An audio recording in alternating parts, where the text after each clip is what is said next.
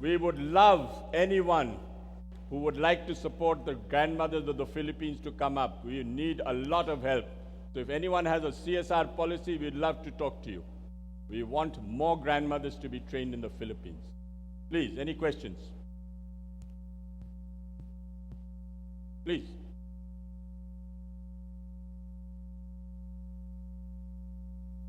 Jimmy Ferguson from the United States.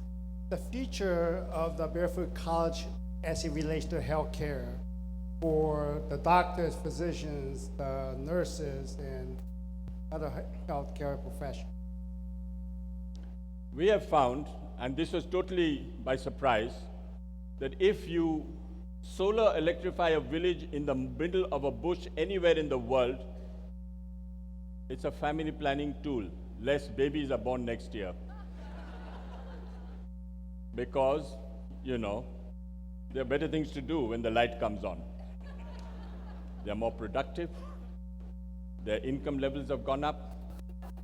We have actually trained traditional midwives in these places because they used to all deliver through lanterns and through candles, and it was unheard of. So we said, why don't we give you a LED solar light, bright, clean light, so that you can deliver more hygienically. They snapped to it, they went to it, and now everywhere, all the 700 villages that we have solar electrified all over the world today, we give a solar lantern to the traditional midwives so that they can deliver hygienically. We start from there. Every village has a rural electronic workshop with 4 more panels, so you can have a refrigeration for the vaccines, you can have a computer for the children in the school, so it is a win-win situation today. So it's not only solar electrifying a house, but you're actually changing the mindset of communities to the way they look at. Grandmothers today were always written off by everybody. Men say, oh, take my grandmother. 6 months, doesn't matter. She goes like a grandmother and comes back like a tiger. She solar electrifies the village, and every grandmother we asked, what was the effect you had when you came back? Husbands were scared of them for the first time. They couldn't imagine their husbands. They couldn't believe that this woman had come back. You know, when they go, it's like a funeral. When they come back, it's like a resurrection. You cannot imagine that these women can become solar engineers today. So health is a major input in solar electrification.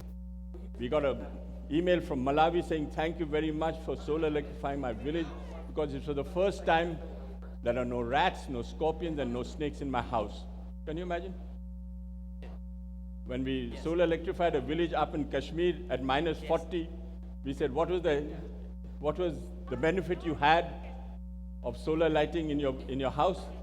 And she said, it's the first time I can see my husband's face in winter. Can you imagine? Living in darkness and minus 40 in a candlelight. So, any other questions, sir? Yes, please.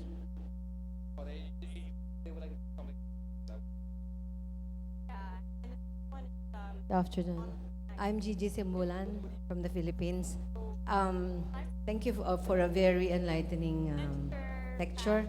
In the Philippines, we have a lot of grandmothers, but we also have hundreds of thousands of teachers who have reached the retirement age and are now under retirement. And we believe that they can still be harnessed for something more productive than selling insurance, which is what, or endorsing certain products.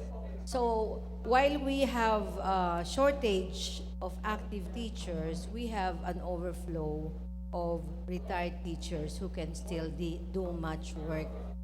Can you give us a perspective on how we can still, that our society can benefit from the so many retired teachers who are still willing to learn and to work? Thank you. If you have a teacher in a non-electrified village, and he or she has retired, we won't take any men because you know what I mean. We'll take only women. If there's a woman teacher who's retired in a village which is non-electrified, will you please write to me? We'll train her into a solar engineer. Thank you so much. We'll do that.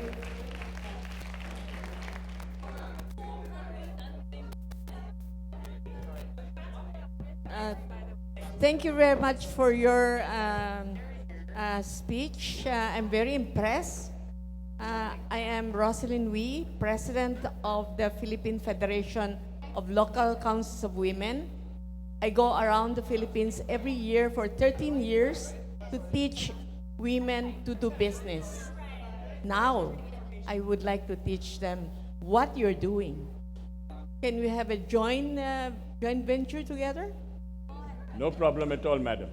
Thank you very much. And that'll be the last question, Mr. Roy. We would like to thank you so much for your sharing. Ladies and gentlemen, the founder of Barefoot College, Sanjit Bunker Roy.